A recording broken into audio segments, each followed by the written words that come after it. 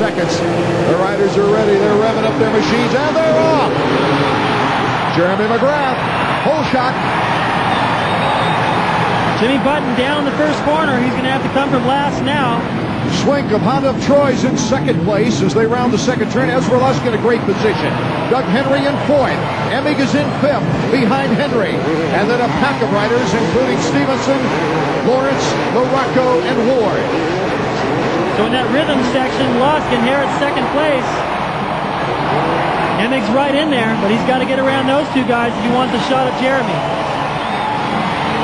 McGrath already with a 3-second lead on Ezra Lusk. Brian Swink, Jeff Emig, and Doug Henry, and Morocco has moved up. Skip Norfolk with goggles on down in the Dusty Mechanics area.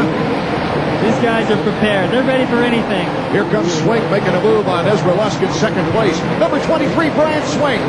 Came off a fine outdoor performance at Glen Helen, but Ezra holds him off. Look at the lead McGrath has already in the first lap. This guy's just amazing. I mean, there's really not been anything to hold up Ezra Lusk. He hasn't had anybody blocking him already. He's about 4 seconds down now, best I can tell. Ezra's going to play it smart, though. He still has a shot at third in the series. And that is miraculous considering his start on the season. A 16th, a 10th, and a 15th. All he's got to do is finish ahead of Morocco, I think, Art. He's going to pick up third in the series. Or a 10th place position to get enough points. It's looking good right now. I don't even see where Morocco is yet. Emig just gets through that end zone loop section. Not really making any time on these guys yet. That might be an interesting Team Suzuki battle coming down toward the end of the race. Ezra Lusk in second place, number 34, Brian Swink in third. Here's Jeremy McGrath way out in front already. He got the shot that Skip Norfolk asked him to get. That was the whole shot. Doug Henry now just behind Emig, starting to come on strong. McGrath with a 5-second lead over the yellow bike, number 34, Ezra Lusk. And Ezra starting to pull a little bit on Brian Swink. The Swinkster in third. Brian Swink had the flu all week last week at Glen Helen. But he showed at the end of the first moto when he tired, but still made the podium. And he came back to the gate shaky for the second moto. But his flu situation has now cleared up. He's in third place as he goes over the finish line jump. Looks really good. He's getting over that little double into the whoops. Actually, when they land off that double, they bounce into the whoops. They don't even touch the first couple. Nice rhythm.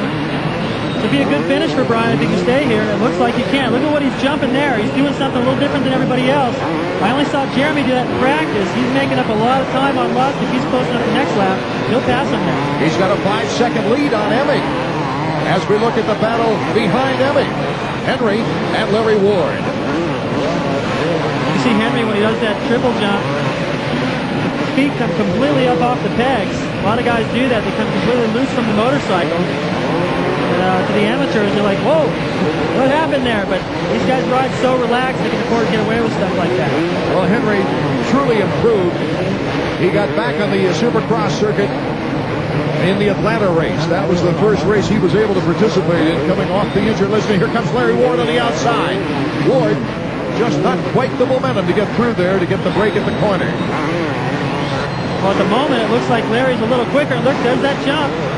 The jump from that plateau all the way over the other jump into the corner. I think he might come out ahead of this exchange. No, not quite.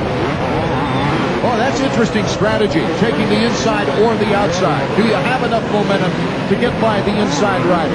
Right now, Lawrence isn't close enough to him, so he can afford to take a little chance.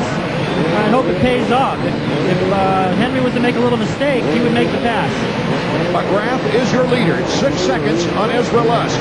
As Swinkster starts to appear to close in. We've got the battle, though, behind Emig. Larry Ward makes the pass, and let's go down to Marty Reed. Well, we're down here with Pete Steinbrecher. Your man just got back for position, but he's riding pretty strong. Yeah, he's just trying to do his best until he gets stronger, and Doug seems to be doing that every race. As far as his physical condition, where would you put him as far as where he's at? Doug's about a top 10 rider, and if he can finish in the under the top 10, that's quite an achievement.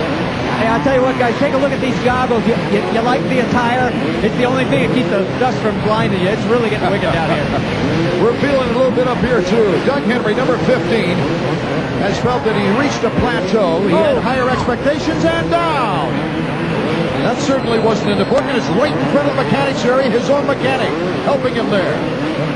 Just got offline coming through that whoop section. We saw that happen a little earlier. If you lean in there, because you're kind of making a left as you exit the whoops to that finish line jump, you start leaning in, that back end slides wide, and you aim right to the left. Right here, he'd already crashed through the hay bales into the mechanics there, almost ran over his mechanic, Pete. So those guys were lucky that he fell into the hay bales there. They got a little protection from him. And here's our leader, Jeremy McGrath. No problems through the whoop section. Nice timing. Gasses it off the back side of that finish line jump, over the double, floating through the whoops.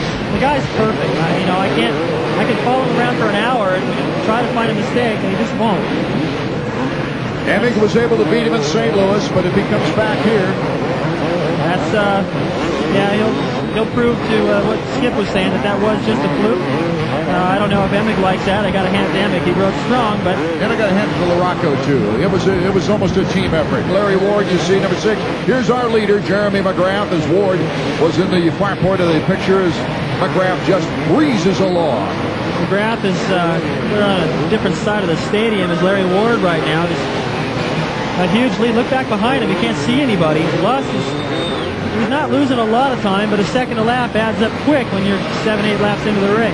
You know, you'd think Jeremy McGrath coming into this race, David Bailey, with a 127-point lead on Emig, you'd think winning this many races in one season, it would be the largest margin of victory in the history of Supercross, but it actually isn't. 1975. Yeah, Jim Ellis in the Supercross Series on the 250. They had a 500 class back then. As you take a look at the Honda stopwatch, beat Marty Smith, who was a Team Honda rider, by 202 points. The point schedule, it was a little different back then, and Jim Ellis's dad now drives the Kawasaki rig. Oh, Honda Troy rider went into the hay bale. Brian Swank, number 23. Well, there goes the podium finish. He was in third at the time, and he went flying into the hay bale. Over the finish line jump, Jeremy McGrath, as he takes on the little surfer's bump. Into the whoops he goes, unmolested for first. The section I was talking about a little earlier where Swink was making up all that time, jumping over the plateau and the next jump, that was the section. It's actually this section right here. Jeremy just did it right there. You see he jumps all the way over the plateau. 48-second lap time for Jeremy, quite a bit faster than 125. Jimmy Button just left the race with the clutch lever broken. There's McGrath's dad and sister, Tracy. Boy, talk about focus. They've got more focus, I think, than Jeremy right now as Jeremy flies over that triple. Well, Jeremy makes it. He knows what's going on. You know, when you're driving with somebody that's driving fast, you're sitting in the passenger side going, slow down. Like when you're at the wheel, you got it under control. Jeremy knows what he's doing. Swank has left the track for the pits with a damaged machine. Jack McGrath, the fist in the air. Go for it, my boy. He's got to be proud. I mean, seeing his son racing bicycles, and then I remember Jeremy when he was 3-digit number riding I think Pro Circuit for a while, and everyone hooting and hollering up in the press box for Jeremy, and I was like, who is this Jeremy McGrath guy? Next thing I know, he's winning everything in the 125 class. The same year that Damon Bradshaw won 9 races in 250, Jeremy was whipping up on the 125 guys. McGrath realizes it's been the greatest season ever for a rider at Supercross, and he's not going to let a loss in St. Louis take away his focus, that's for sure. Here's Jeremy McGrath. It's a white flag lap. One more lap for Jeremy McGrath to win every race in the Supercross season but one. I wish he could take that one over again.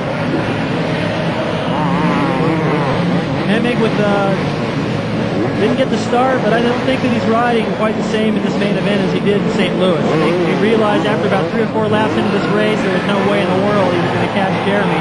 Jeremy was gone. So he's just keeping it on 2 wheels. He's thinking about the outdoors. Jeremy's throwing it sideways. Here comes another triple. And the neck. Wow, what a great shot. The crowd is going crazy. That really shows you from underneath like that how far off the side of the bike you can get. Amazing. The checkers. And for Jeremy McGrath, his 43rd career victory. And Ezra Lusk, what a great effort holding off Emig for second place.